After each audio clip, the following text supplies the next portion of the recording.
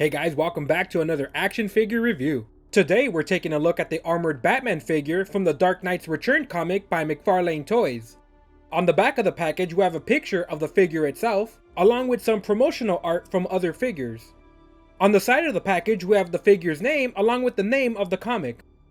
The figure can be removed from the package without having to rip anything up, but you will have to tear open the package to get the stand and the collectible card out.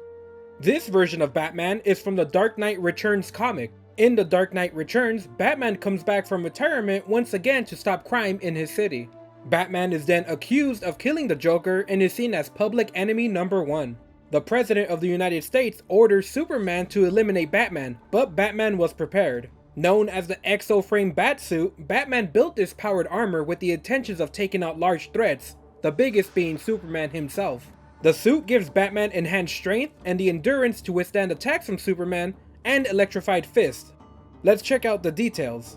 Batman's armored helmet has thick panels with large gaps between the plates. His mouth is exposed in an angered look. The side of the helmet shows more gaps in the helmet and we can see the pointed bat ears sculpted into the armor. The thick armored chest bulges out, making the figure look heavy. We can notice a ton of details in the sculpting, from chips in the armor, scratches and dents all over. The suit is secured into place with large rivets clamping the armor shut. The back is covered by Batman's large cape. Sculpted to look like thick cloth, we can see the detail in the texture and waves to make the cape look more cloth-like. The cape ends at the feet with more waves in the cloth and spiked edges at the bottom. We have a large plate of armor covering up the shoulders in multiple layers. The armor here is scratched and dented, matching the chest. The large armored gauntlets completely cover the arms and the hands. We have 3 large spikes on the armor and we can see thick plates covering up the fingers. On the waist we have Batman's utility belt painted in a tan color, and underneath the armor we have more of that blue cloth armor along with the large plate to cover the groin. On the thighs we have large plates of armor with more large gaps between the plates. Here the armor is also battle worn with more dents and chips in the sculpting.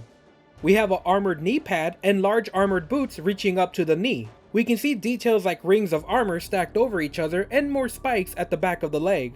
The heavy armored boots are covered in layers of plate armor, giving the feet a thick look to the boots. We finish off the details of the figure with the spikes underneath the boots. The cleats tips are worn out, exposing the steel finish underneath the black paint. It's a nice detail to the figure. Let's take a look at the articulation.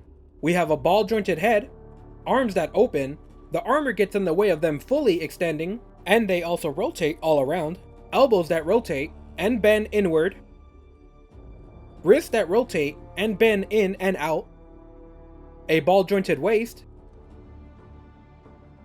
legs that open and move forward and back with the armor hindering the movement just a bit, thighs that rotate, double jointed knees that bend back, feet that rotate and bend up and down, with toes that bend up.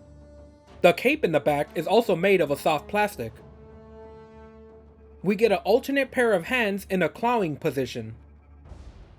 Installing the hands is as easy as popping out the old ones and socketing in the new hands on the peg. We get a collectible card with the figure on it and some information on Batman on the back. And we get the standard McFarlane stand with the DC logo on it.